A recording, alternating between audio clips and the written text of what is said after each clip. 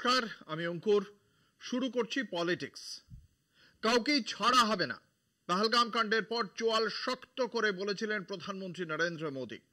পহলগামের সেই জঙ্গি হানার পরে কেটে গেছে বেশ কদিন, কিন্তু এখনো কেন্দ্রীয় সরকারের তরফে সেভাবে কোনো বড় সিদ্ধান্তের ঘোষণা হয়নি। কিন্তু আগামীকালই কি সেই বড় সিদ্ধান্তের দিন আসতে চলেছে, নাকি কোনো ঘোষণা না করেই নিঃশব্দে সার্জিক্যাল স্ট্রাইকের মতো কোনো বড় পদক্ষেপ করবে নয়াদিল্লি? এত জল্পনা একটা কারণেই। কাল 3টি গুরুত্বপূর্ণ বৈঠক করবেন প্রধানমন্ত্রী নরেন্দ্র মোদী। প্রথমে ক্যাবিনেট কমিটি অন সিকিউরিটির বৈঠক, দ্বিতীয়ত দেশের প্রতিরক্ষা সংক্রান্ত চূড়ান্ত সিদ্ধান্ত নেওয়া হয়ে থাকে এই বৈঠকে। গত বৃহস্পতিবারের পর কালকের এই বৈঠককে অত্যন্ত গুরুত্ব দিচ্ছেন বিশেষজ্ঞরা।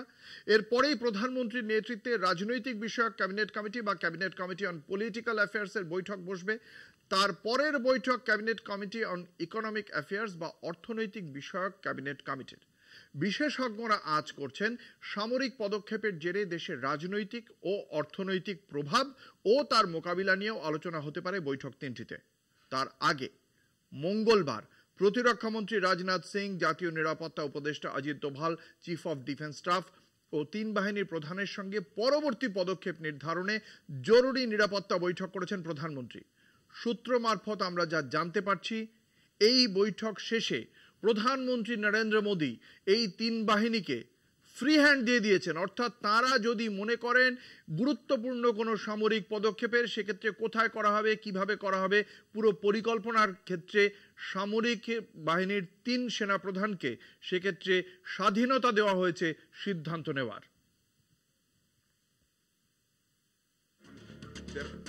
পহলগাঁও কাণ্ড নিয়ে দফায় দফায় বৈঠক চলছে প্রশাসন ও রাজনৈতিক মহলের সর্বস্তরে। গত মঙ্গলবার পহলগাঁও হামলার পরে বৃহস্পতিবার প্রথমবার নিরাপত্তা বিষয়ক ক্যাবিনেট কমিটির বৈঠক হয়। কাশ্মীর সহ সার্বিক নিরাপত্তা পরিস্থিতির পর্যালোচনা করেন প্রধানমন্ত্রী নরেন্দ্র মোদী। তারপরে সর্বদলীয় বৈঠকে বিরোধীদের পক্ষ থেকে সর্বসম্মতভাবে কেন্দ্রীয় সরকারের পাশে থাকার আশ্বাস দেওয়া হয়েছে। যে কোনো সিদ্ধান্তে একজোট আছে দেশ, এই বার্তা দিয়েছে কংগ্রেস সহ সবকটি বিরোধী রাজনৈতিক দল।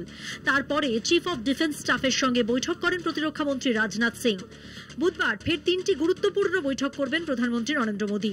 সকাল 11টায় রয়েছে দেশের নিরাপত্তা সংক্রান্ত চূড়ান্ত সিদ্ধান্ত গ্রহণের ক্ষমতা সম্পন্ন ক্যাবিনেট কমিটি অন সিকিউরিটির বৈঠক। পহলগাঁও কাণ্ডের পরে এটি দ্বিতীয় বৈঠক। সেখানে বর্তমান পরিস্থিতিতে সার্বিক নিরাপত্তার পর্যালোচনা করা হবে। এরপরেই প্রধানমন্ত্রীর নেতৃত্বে রাজনৈতিক বিষয়ক ক্যাবিনেট কমিটি বা cabinet committee on political affairs বৈঠকে বসবে। সিসিপি এর বৈঠকে প্রধানমন্ত্রী ছাড়াও প্রতিরক্ষামন্ত্রী রাজনাথ সিং, স্বরাষ্ট্রমন্ত্রী অমিত শাহ, সড়ক পরিবহন মন্ত্রী নীতিন গডকরি, স্বাস্থ্যমন্ত্রী জেপি নাড্ডা, অর্থমন্ত্রী নির্মলা সীতারামন এবং অন্যান্য গুরুত্বপূর্ণ মন্ত্রীরা থাকবেন। এই বৈঠকের পরে বৈঠকে বসবে cabinet committee on economic affairs বা অর্থনৈতিক বিষয়ক ক্যাবিনেট কমিটি। প্রধানমন্ত্রী বলেছিলেন কল্পনাতীত সাজা দেওয়া হবে। তারপরেই সেনাবাহিনীর 3 ক্ষেত্রেই তৎপরতা দেখা গেছে। এরপরে সর্বদলীয় বৈঠকে বিরোধীদের পাশে থাকার বার্তা পেয়েছে কেন্দ্র। ফলে এই মুহূর্তে চরম কোনো সিদ্ধান্তেও বিরোধী আন্দোলনের সম্ভাবনা কম। তাই বুধবারের বৈঠকে প্রাথমিকভাবে প্রত্যাঘাতের ব্লুপ্রিন্ট নিয়ে আলোচনা হতে পারে বলে মনে করা হচ্ছে।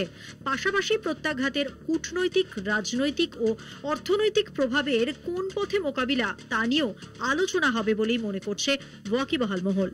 কলকাতা টিভি।